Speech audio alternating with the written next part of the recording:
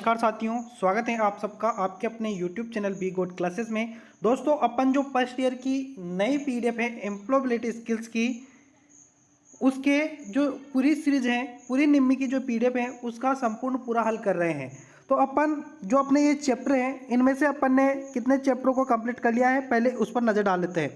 देखिए, आपके सामने जो ये पीडीएफ है, इसके ये चैप्टर हैं। अपन ने ये पहला चैप्टर कर लिया, दूसरा कर लिया, तीसरा कर लिया है, ठीक है, और ये चौथा भी कर लिया है। अब मैं यहाँ पर है ना आपको बता दूँ कि अभी अपन बेसिक इंग्लिश वाला नहीं कर रहे हैं और ये डिजिटल स्किल वाला भी नहीं कर रहे हैं, इनको अपन आखिरी में करेंगे, ठीक है। ये बड़े बड़े चैप्टर भी है, इनको अपन आखिरी में करेंगे। अब अपन जो चैप्टर स्टार्ट करने वाले हैं वह डाइवर्सिटी एंड इंक्लूजन है, जो कि बहुत ही मोस्ट इंपॉर्टेंट चैप्टर है, बहुत ही शानदार चैप्टर है। तो इस चैप्टर में, इस क्लास में अपन इसी चैप्टर को कंप्लीट करने वाले हैं। इसमें 30 क्वेश्चन है, 30 क्वेश्चन महत्वपूर्ण है, इसलिए पूरी क्लास को आप ज़रूर देखना, आपको इससे बहुत ज़्यादा फायदा होगा। तो क्वेश्चन की शुरुआत करते हैं अपन। 1 नंबर का जो क्वेश्चन है वह है भौतिक शरीर और यौन अंग जो हम हैं के साथ जन्मा व्यक्ति को संदर्भित करता है। तो जन्मा हुआ व्यक्ति सेक्स को संदर्भित करता है, ठीक है। यहाँ पर बी ऑप्शन कंप्लीटली सही आंसर होगा। इस क्वेश्चन को आप ज़रूर याद रखना, वैसे आप इसको सिंपल तरीके से ही याद कर लेंगे। अगला जो क्वेश्चन है वह 2 नंबर है, जो कि रिक्त स्थान एक विश्वास विचार है जो नहीं भी हो सकता है सत्य। देखिए, यहाँ पर टकसाली एक विश्वास विचार है जो नहीं भी हो सकता है सत्य, नहीं भी हो सकता है। टकसाली जो होता है एक विश्वास विचार है जो सत्य नहीं हो सकता है, ये ध्यान रखना। सी ऑप्शन यहाँ पर कंप्लीटली सही आंसर होगा।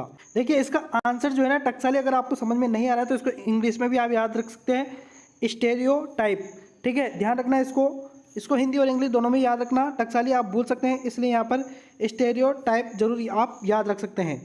अगला जो क्वेश्चन है वह है लड़के अक्सर अपने को व्यक्त करने से हतोत्साहित होते हैं।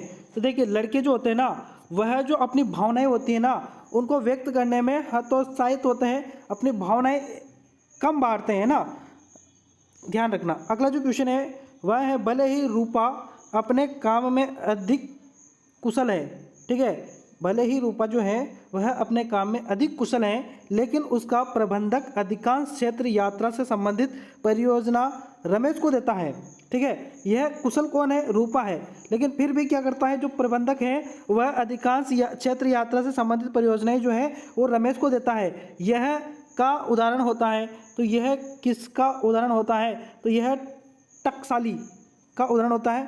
टकसाली का मतलब ये होता है, अभी जो मैंने बताया स्टोरी, तो इसमें क्या होता है कि द्वेष होता है कि जो लड़की बेहतर है फिर भी उसको न देकर दूसरे को, उसका इनाम दूसरे को दिया जा रहा है।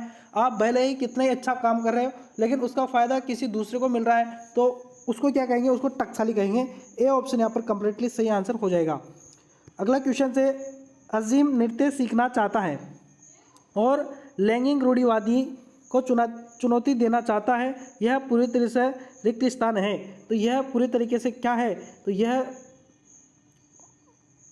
ठीक है, ओके है, ठीक है, कर सकता है, क्यों नहीं कर सकता? नृत्य सीखने में कोई बड़ी बात थोड़ी ना है, कोशिश तो करो।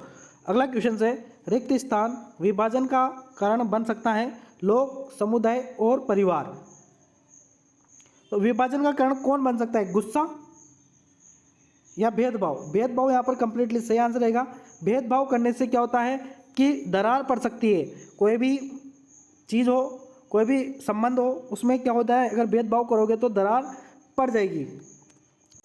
क्वेश्चन से अपना जो 7 नंबर है वह है कि भारत में 5 वर्ष से कम आयु के रिक्त स्थान को पर्याप्त पोषण नहीं मिलता है। जो 5 वर्ष से क्या लड़कों को नहीं मिलता है, लड़कियों को या जानवरों को या पुरुषों को?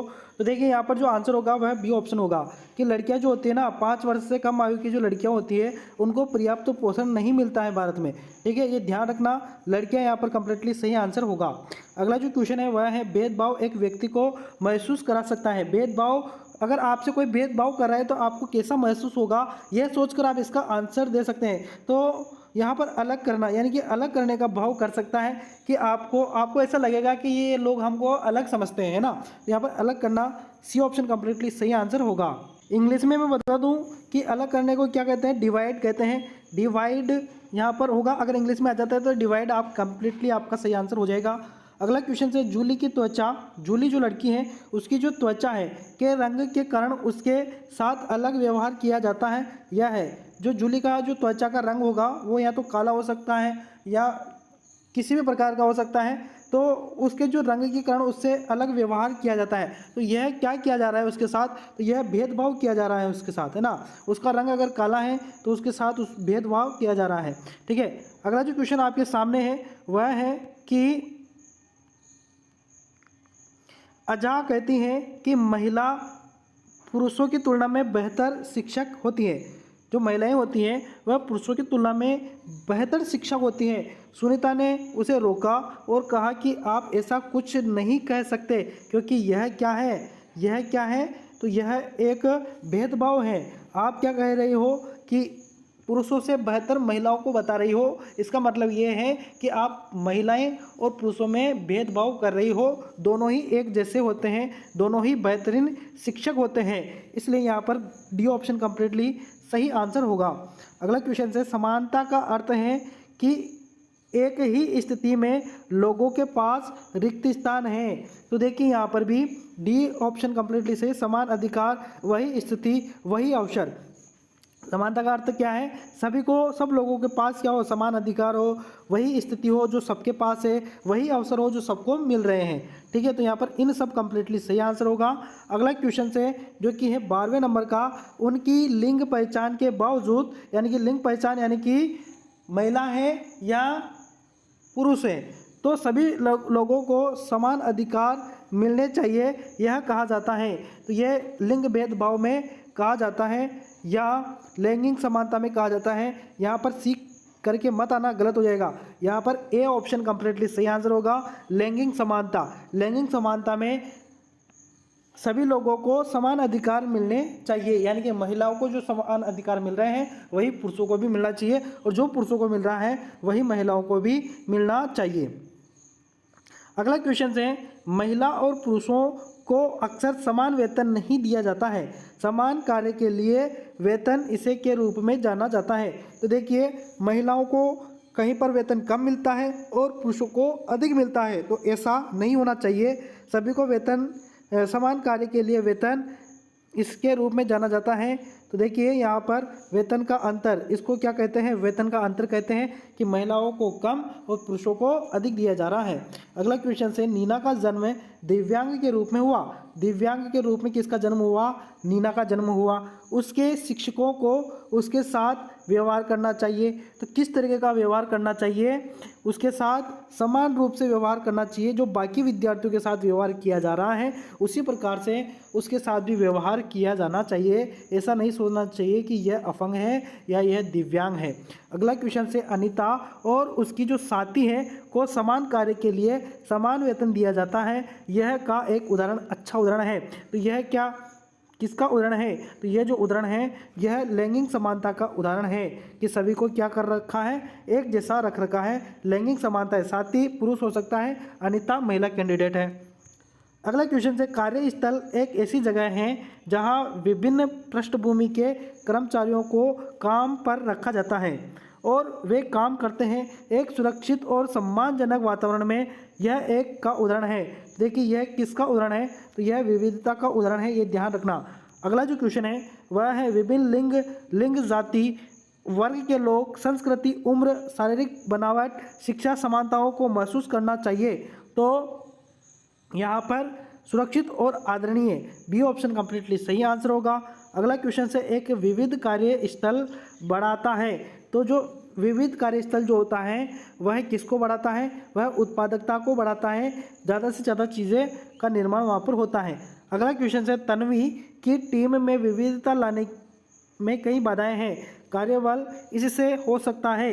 तो इससे क्या हो सकता है, इससे संघर्ष हो सकता है, क्योंकि विविधता लाने में कई बाधाओं के लिए उसको संघर्ष करना पड़ेगा, बाधाओं को हटाने के लिए संघर्ष करना पड़ेगा। अगला जो क्वेश्चन है, मीना उससे बात करने में सहज नहीं है, अंग्रेजी में सहकर्मी, यह इसका उदाहरण है। देखिए मीना उससे बात करने में सहज नहीं है। अंग्रेजी में सहकर्मी, देखिए अंग्रेजी में सहकर्मी से बात करने में मीना सहज नहीं है, ये किसका उदाहरण है?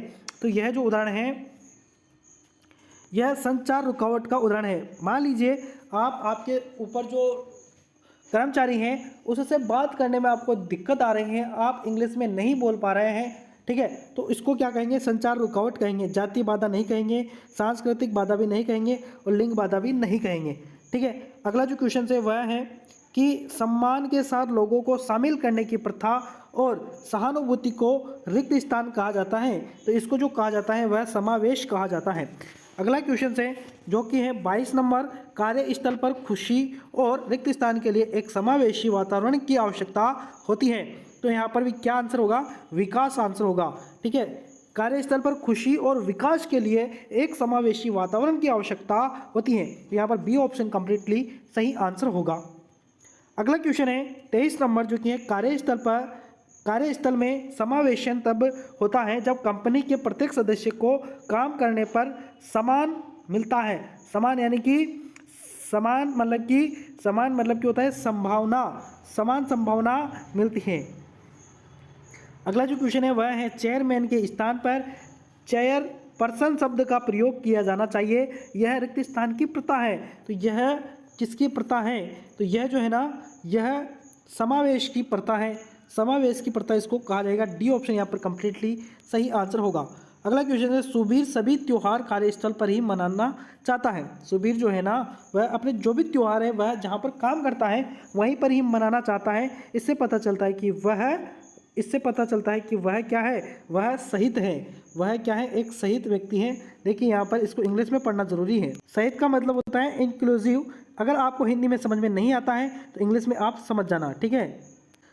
अगला क्वेश्चन है 26 जो कि है रिक्त स्थान एक गंभीर मुद्दा है जो कार्यस्थल में किसी व्यक्ति की मानसिक, भावनात्मक, शारीरिक भलाई को प्रभावित करता है, तो वह जो है वह यौन उत्पीड़न है। अगर आपका यौन उत्पीड़न हो रहा है तो यौन उत्पीड़न एक गंभीर मुद्दा है जो कार्यस्थल में किसी व्यक्ति की मानसिक, भावनात्मक, शारीरिक भलाई को प्रभावित करता है। अगला जो क्वेश्चन है वह है भारत सरकार ने कार्यस्थल पर महिलाओं का यौन उत्पीड़न रोकथाम, निषेध और निवारण अधिनियम 2013 में पारित किया। सरल शब्दों में इसे भी कहा जाता है, तो ये रोकथाम, निषेध, निवारण के लिए जो अधिनियम 2013 लाया गया है इसको क्या कहा जाता है? तो इसको जो कहा जाता है उसको पॉस कहा जाता है। क्या कहा जाता है? पॉस, POSH कहा जाता है, ठीक है। डी ऑप्शन यहाँ पर कंप्लीटली सही आंसर। ये मोस्ट इंपोर्टेंट क्वेश्चन है, इसको आप स्टार लगा लेना और इसको रट लेना, मैं बोल रहा हूँ फिर से, ठीक है। ये मोस्ट इंपोर्टेंट क्वेश्चन है, ये जरूर छपेगा एग्जाम में, ठीक है। अगला क्वेश्चन से पोस्ट अधिनियम के अनुसार कोई भी कार्यस्थल जिसमें 10 या अधिक कर्मचारी हो उसे का गठन करना होगा। ये भी मोस्ट इंपोर्टेंट है, very most important question, very most important question. तो इसको आंतरिक समिति यानी कि IC कहते हैं, ठीक है। आंतरिक समिति इसको कहा जाता है। अगला क्वेश्चन से कार्यस्थल पर यौन उत्पीड़न पर हो सकता है। कार्यस्थल पर यौन उत्पीड़न कार्यालय, ऑफिस, व्हाट्सएप ग्रुप या ऑफिस की ऑनलाइन मीटिंग, इन सब में हो सकता है, ठीक है। तो यहाँ पर डी ऑप्शन कंप्लीटली सही आंसर होगा।